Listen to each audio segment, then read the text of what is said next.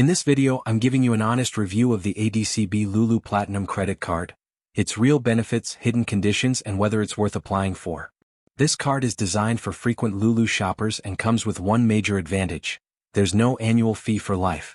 You earn 5 LuLu points per AED1 spent at LuLu hypermarkets and around 1.25 points per AED1 on all other purchases, provided you spend at least AED 3,500 each month. You can redeem LuLu points directly at LuLu checkout once you reach 5,000 points, equal to AED 50. The card also offers a few nice extras like buy one get one free movie tickets, 0-interest installment plans on school fees, and access to select airport lounges. However, there are a few things to watch out for. If you don't meet the monthly spend requirement, your non-LuLu rewards drop significantly. The interest rate is about 3.25% per month on carried balances, and foreign transactions come with a 2.99% fee. Some users have also mentioned delays in points reflection or confusion around reward tracking. Overall, the ADCB LuLu Platinum Credit Card is a great pick for consistent LuLu shoppers who pay off their balance in full each month, as it delivers strong everyday rewards without an annual fee.